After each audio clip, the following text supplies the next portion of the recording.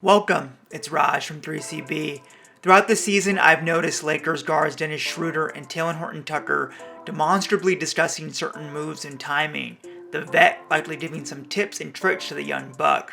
One of their shared moves is a through-the-legs drag-back dribble to create separation, each executing it differently and thus to different effect.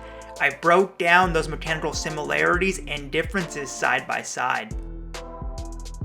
Both players are driving hard with their dominant hand, attempting to turn the corner. Both players make contact with the defender, but in different ways. THT uses his inside shoulder for leverage, which makes sense considering how strong he is up top, whereas Dennis uses his hand and elbow to create leverage. The difference in leverage technique changes the torso body shape, with THT rotating his torso inwards, whereas Dennis is still relatively square. Keep that in mind as it comes into play later. Both players extend the right leg with foot internally rotated to block their momentum, but this is where the two roads diverge in the wood. THT keeps that front leg straight and comes onto the toes of his back leg while initiating the drag back through the legs dribble, whereas Schroder flexes, bends, and loads the front leg with elastic tension while swinging his back leg around with the inner medial part of his foot touching the ground.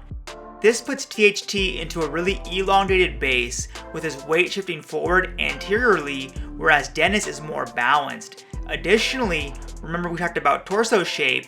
THT's torso and lower leg are now internally inwardly rotated, whereas Dennis isn't.